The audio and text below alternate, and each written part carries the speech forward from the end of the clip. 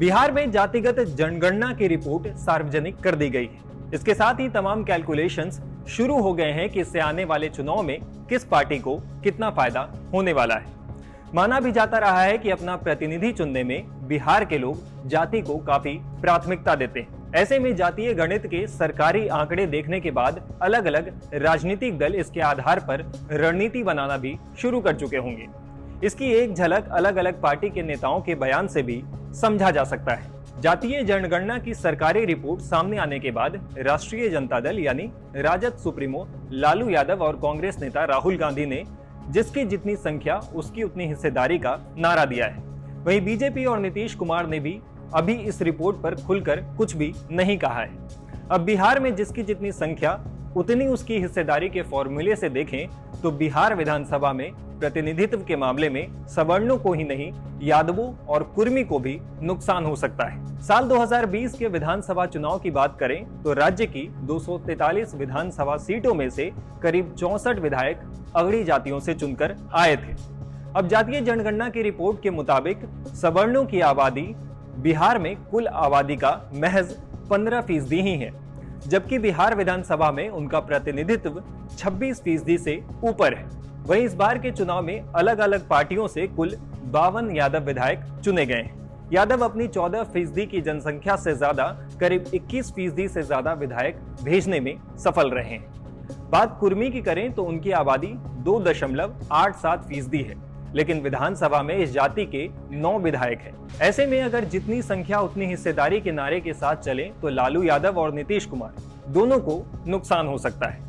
Political experts भी मानते हैं कि इस जनगणना के बाद स्थिति ऐसी हो जाएगी कि कोई भी नेता अब सिर्फ अपने समाज को लेकर चलने की बात नहीं सोच सकते हैं। इसमें कई समाज ऐसे होंगे जिनकी निर्णायक भूमिका होगी। सिर्फ अति पिछड़ा के सहारे भी बिहार की जंग नहीं जीती जा सकती है।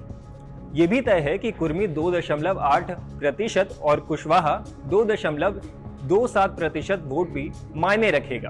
सबसे बड़ा सवाल ये है कि ये जनगणना राजनीतिक दलों को सोचने पर मजबूर करेगी कि हमें राजनीति जाति देखकर करनी होगी या कोई और फंडा अपनाना होगा।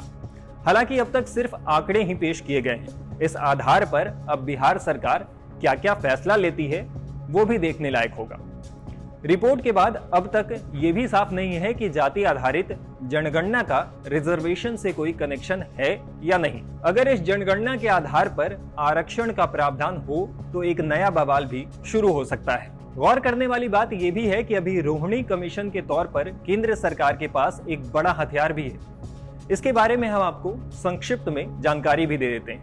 दरअसल मंडल कमीशन की रिपोर्ट लागू होने के बाद से ओबीसी कैटेगरी को केंद्र सरकार की नौकरियों और एजुकेशनल इंस्टीट्यूट्स में एंट्री में 27% रिजर्वेशन मिलता है। लेकिन शिकायत ये रही है कि ये लाभ कुछ मुट्ठी भर लोग हथिया ले रहे हैं। जिनको वास्तव में जरूरत है उन्हें आरक्षण का लाभ नहीं मिल पा रहा है। ओबीसी के बीच रिजर्वेशन का सही फायदा पहुंचाने के लिए अक्टूबर 2017 में रोहिणी कमीशन बनाया गया था। आयोग को ये काम सौंपा गया कि केंद्र की ओबीसी लिस्ट में शामिल करीब 2500 ओबीसी जातियों की सब कैटेगरी तय करने के बाद 27% कोटा को उनके अनुपात में किस तरह दिया जाए कि किसी के साथ अन्याय ना हो सके। मीडिया रिपोर्ट्स में दावा किया जा रहा है कि देश की 25% ओबीसी जातियां 95% रिजर्वेशन का लाभ उठा रही हैं। अब जातिगत सर्वे में ये बात खुलकर आ गई है कि कुल 63% ओबीसी आबादी में 36% अति पिछड़े हैं। ऐसे में अति पिछड़ों पर ज्यादा ध्यान देना होगा और यादव और कुर्मी जैसे क्रीमी लेयर वालों को कम फायदा होने लगेगा। इसका हर्जाना उनके नेताओं को भी भुगतना पड़ सकता है। खैर, इन रिपोर्ट्स के आधार पर जैसे जैसे फैसले आने शुरू होंगे वैसे वैसे इसका असर भी साफ होता जाएगा।